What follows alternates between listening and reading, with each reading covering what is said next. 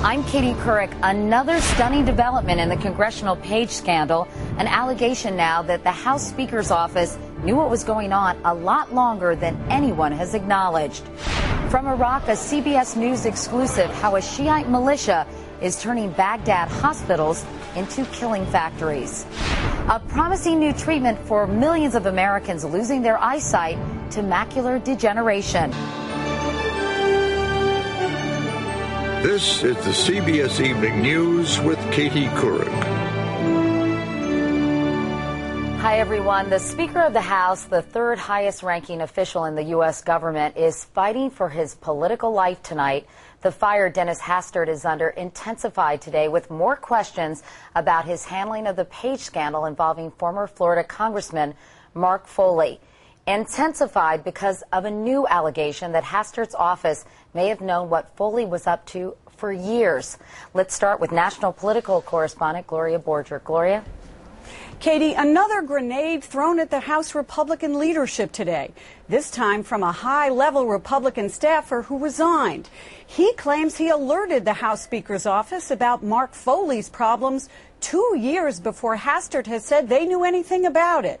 And the staffer says he asked them to take action.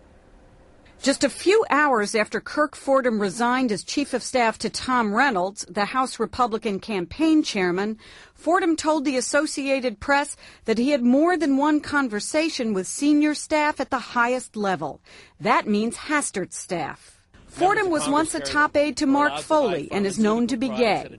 CBS News has learned that several other top Republican staffers who handled the Foley matter are also gay. Their role in this controversy has caused a firestorm among Republican conservatives, who charged that a group of high-level gay Republican staffers were protecting a gay Republican congressman. Was the leadership afraid to stand up to that network out of fear of being labeled homophobic or gay bashing? Hastert's office didn't immediately respond to Fordham's charges, saying it's a matter for the Ethics Committee to handle. But Republicans won't wait that long, and they could still decide that Hastert has to go, Katie. All right. Thanks so much, Gloria. It is not just Hastert's future that's in jeopardy. The future of the Congressional Page program is suddenly being debated on Capitol Hill. Cheryl Atkinson is there. Today, as the FBI began contacting former pages and the Justice Department told Congress to preserve all potential evidence in Foley's former office, an influential Republican Congressman, Ray LaHood, became the first to suggest it may be time to do away with the page program. We should send the pages home to the safety and security of their own families, evaluate the program, make the changes that are needed, and then really try and determine if a page program should exist. That's exactly what worries many former pages, like Saul Spady. All we've talked about is how we don't want anything to happen to the page program. I'm serious about this, and this is something that we want to maintain. You may be wondering what the parents of all those pages think about the whole mess. Rick Ritter's daughter, Jennifer, was a page in 2004. He was a page himself back in 1969. You don't blame the page school and the institution of the Page School for the inability of some members of Congress to act like responsible adults. It's clear that Mark Foley was anything but responsible, but last night his attorney repeatedly made this claim. Mark Foley denies ever having any sexual contact with a minor. There never has been any sexual contact with a minor, never attempted to have sexual contact with a minor. Remember that wording, because the precise wording may turn out to be very important. In Washington, D.C., 16-year-olds, the age of a minimum age of a page, aren't considered minors when it comes to having sex. Legally, they're adults. The same is true in more than half the states. Katie? All right, Cheryl, thanks so much. Now, by the way, Bob Schieffer has plenty to say about the Foley mess later in tonight's Free Speech. Now to Iraq, where the government today suspended an entire police brigade, 700 officers suspected of having ties to Shiite death squads. Stopping the violence between the Shiite majority and Sunni minority is proving nearly impossible. Tonight we have an exclusive and disturbing report about those Shiite death squads. They are now killing innocent civilians in Baghdad hospitals. Here's our chief foreign correspondent, Lara Logan. This assembly line of rotting corpses is what civil war in Iraq looks like close up. They come from the capital's main morgue where they've been piling up, their relatives too terrified to claim the bodies. That's because most are from Iraq's Sunni minority, murdered by Shiite death squads. And the morgue itself is now run by the same Shiite militia blamed for many of the killings, the Mahdi Army, founded and led by anti-American cleric Muqtada al-Sadr. The takeover began after the last election in December, when Sadr's political faction was given control of the Ministry of Health. The U.S. military has documented how Sadr's Mahdi Army has turned morgues and hospitals into places where death squads operate freely. The chilling details spelled out in an intelligence report seen by CBS News. We were asked not to quote directly, but the facts of the report are that hospitals have become command and control centers for the Mahdi Army militia. Sunni patients are being murdered, some dragged from their beds.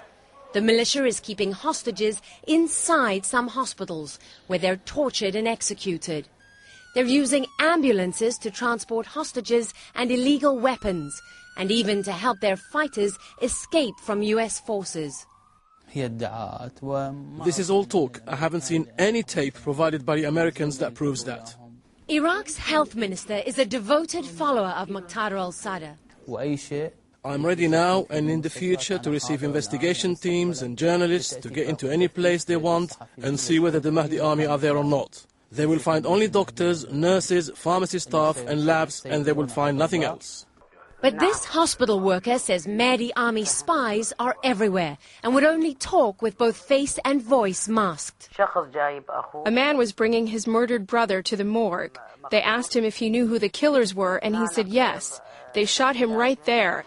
More than 80% of the original doctors and staff where she works are gone, replaced by Shiite supporters of the Mahdi Army. It's going to get worse because there is no control and no accountability. And there's no one to stop them. No one can stop them. They're terrified. What can be worse than killing patients, killing their relatives when they come to see them, killing the relatives when they come to claim bodies? No one will be safe. There will be destruction. Complete destruction is what we are watching with our own eyes, and it's getting worse.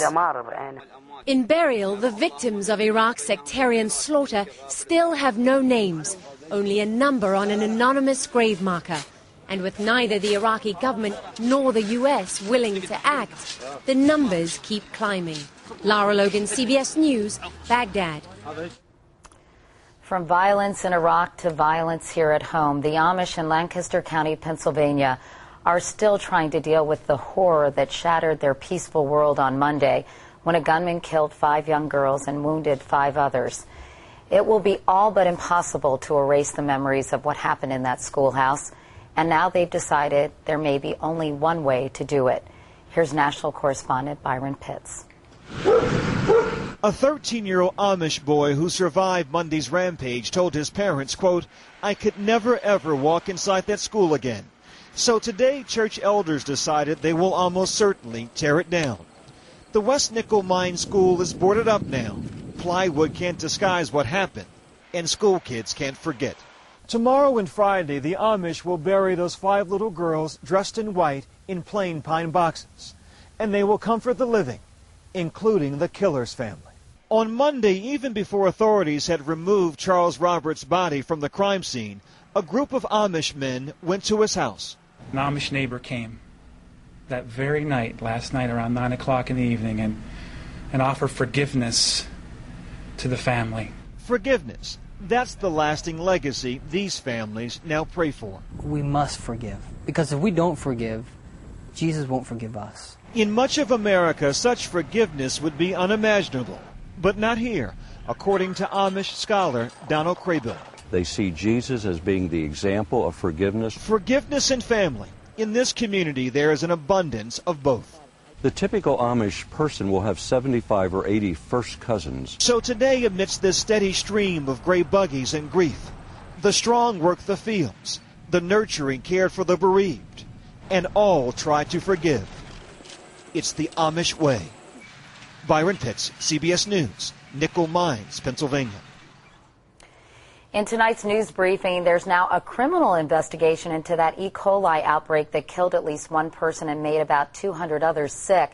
FBI agents armed with warrants searched 2 spinach packaging companies in California today. The agents want to see if the plants followed safety rules, but health officials don't believe there was any deliberate contamination. Corporate executives thinking of spying on your employees, take note. Felony charges may be coming in that boardroom spying scandal at Hewlett-Packard. California's Attorney General says he'll seek indictments against ex-chairwoman Patricia Dunn and 4 others. The charges would include identity theft. And the Bush administration today warned North Korea in no uncertain terms to drop its plans to conduct a nuclear test. A top U.S. envoy told the North Koreans, quote, "We are not going to live with a nuclear North Korea." So far, though, no response to that warning.